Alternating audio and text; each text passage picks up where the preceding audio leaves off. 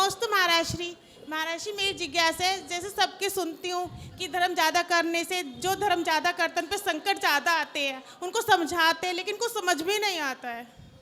धर्म करने से नियम से दुख ज़्यादा आएंगे, ये ध्यान में रखना। जितना धर्म करोगे उतने जीवन में विघ्न बाधा आएंगे। तो क्या करें महाराज जी, कल से मंदिर आना बंद कर दें, कल से पूजा पाठ करना बंद कर दें? नहीं, और ज़्यादा करो, और ज़्यादा करो और ज़्यादा आएँ। पर इतना ध्यान रखना, विघ्न तो आएंगे पर जितने बड़े बड़े आने थे वो नहीं आएंगे, छोटे छोटे होकर के आएंगे। जैसे तुम्हारे हाथ टूटना था, क्या टूटना था? लेकिन तुमने धर्म किया, जाप किया, पूजा पाठ किया तो हाथ तो नहीं टूटेगा। कभी सब्जी बनाते समय उंगली कट जाएगी, कभी रोटी बनाते समय हाथ जल जाएगा, तभी खरोंच लग जाएगी। तुम क्या बोलोगे? पता नहीं क्या पाप किया है, रोज कुछ ना कुछ। कभी उंगली कटती है, कभी हाथ जल जाता है, कभी स्किन प्रॉब्लम आ जाती है, कभी कुछ हो जाता है। हाथ तो पूरा जाना था, पर 1 हफ्ते से परेशान हो रही है अम्मा। क्या हो रही है? कुछ ना कुछ है। अरे वो जो हाथ टूटना था ना, आज तुमने जो धर्म किया था वो 3-4 चीज होकर के बार बार होकर के वो हाथ तुम्हारा बच गया।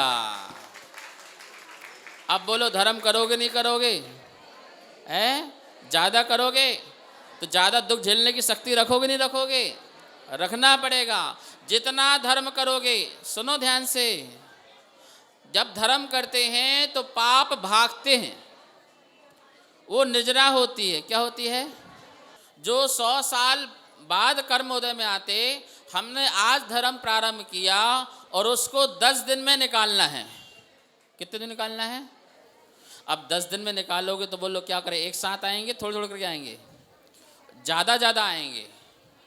आप मुझे बताओ, नारियल देखा? नारियल, जटा वाला नारियल, उस जटे वाले नारियल को आपको फेंक के मारें तो आपका क्या होगा? और उसके एक एक तिनकों को निकाल के फेंक के मारें तो आपको क्या होगा? इरिटेशन होगा। क्या बार बार फेंक रहे हो, अलग करो। लेकिन आपका नुकसान नहीं हो रहा है, बार बार आपको तिनके लग रहे हैं पर आपको ज़्यादा नुकसान नहीं हो रहा है। यही बात है कि आपके बड़े बड़े कर्म जो हैं धर्म से गल जाते हैं, लेकिन छोटे छोटे टुकड़े होकर के बार बार जल्दी आते हैं। अभी नल खराब हुआ, फिर लाइट खराब हो गई। अभी लाइट खराब हुआ, वो प्लम्बिंग नहीं वाला नहीं आया, फिर गैस खराब हो गई, फिर गैस ख़त्म हो गई, फिर चूल्हा खराब हो गया। मतलब कुछ ना कुछ, एक के संकट के बाद कितने संकट। इसका मतलब है कर्म जल्दी क्या हो रहे हैं? जा रहे हैं। उन्हें जाने दो, आप अपने आप में मस्त रहो, धर्म ध्यान करते रहो। नमोस्तु गुरुदेव। अब मेरा प्रश्न ये है कि कभी भी हमें वेदना होती है, उस समय अगर हम शरीर और आत्मा को भिन्न समझते हैं तो भी हम उस पर कंट्रोल नहीं कर पाते, ऐसा क्यों होता है? शरीर में वेदना होती है तो हमें उस समय अपने उपयोग को चेंज करना चाहिए। आप अपने उपयोग को किसी मंत्र में लगा दो, स्वाध्याय में लगा दीजिए, मंदिर में लगा दीजिए, धर्म ध्यान में लगा दीजिए। उपयोग चेंज होते ही वेदना शांत हो जाती है। यदि बार बार उसमें उपयोग लगाएंगे तो वेदना और बढ़ जाएगी, कष्ट और बढ़ जाएगा। तो आप किसी भी प्रकार से कैसे भी करके जब भी किसी शरीर में अपने वेदना हो तो आप उपयोग चेंज कीजिए। और मैं तुमसे कहना चाहता हूँ, जब भी किसी प्रकार का असाता विघ्न कर्म का उदय आए तो गुरु के पास जाके बैठ जाओ, सारी वेदना अपने आप दूर हो जाएगी। वहाँ पे जाके शांति मिल जाएगी, वहाँ पे जाके सब वेदना भूल जाओगे। गुरु के द्वारा उपदेश मिलेगा, आप उसमें लग जाओगे, उपयोग चेंज हो जाएगा। जो पीड़ा, जो कष्ट था उसका निवारण हो जाएगा। जब कभी भी ऐसा लगे तो घर में मत बैठो, वहाँ से निकलो, गाड़ी उठाओ, कहाँ पहुँच जाओ? गुरु के पास पहुँच जाओ अथवा मंदिर में पहुँच जाओ। आपकी पीड़ा वेदना सब कुछ क्या हो जाएगी? दूर हो जाएगी। नमस्तु महाराज जी, नमस्तु। मैं कर्नाटक से आया हूँ। मेरा गांव शेरवाड़ है। नाम कुमार अलगोडर। मेरा एक शंका है महाराज जी, भगवान की शमो शरण में हिंसक प्राणी आदि राक्षस आदि जीवों का स्थान मान है, ये किस लिए है? ये शंका का समाधान कीजिए। नमस्तु नमस्तु नमस्तु। भगवान के अंदर इतनी करुणा होती है, इतनी करुणा होती है कि कोई क्रोधी व्यक्ति भी आए तो करुणा से भर जाता है। ये उनका प्रभाव होता है। और ये प्रभाव तो भगवान बनने के पहले मुनि अवस्था में ही महावीर स्वामी में आ गया था।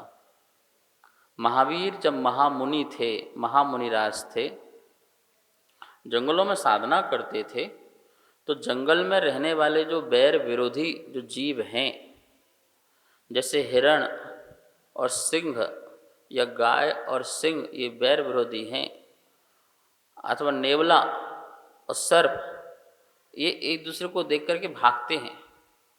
लेकिन वो जीव भी आकर के महावीर के आसपास आकर के बैठ जाते थे। किस कारण से? क्योंकि वो स्वयं अंदर से निर्भय थे। किसी को भय देने का भाव नहीं था, किसी को कष्ट देने का मन में किसी प्रकार के परिणाम नहीं थे, जिसके कारण उनके आसपास पशु जानवर आके भी रुक जाते थे, बैठ जाते थे। देखिए, जब हम प्राणी मात्र के दया के भाव में सोचते हैं तो उससे हमारा आभा मंडल बहुत अच्छा हो जाता है, ओरा बहुत स्ट्रांग हो जाता है। और जब हमारे अंदर इतनी करुणा होती है कि फिर आभा मंडल बहुत दूर दूर तक शांति लाता है। अब उस आभा मंडल में जो भी आएगा वो शांत हो जाएगा, बिल्कुल शांत हो जाएगा। मिथ्या दृष्टि भी आता है तो सम्यक दृष्टि हो जाता है, क्रूर व्यक्ति भी आता है तो करुणावान हो जाता है, मानी भी आता है तो विनम्री हो जाता है।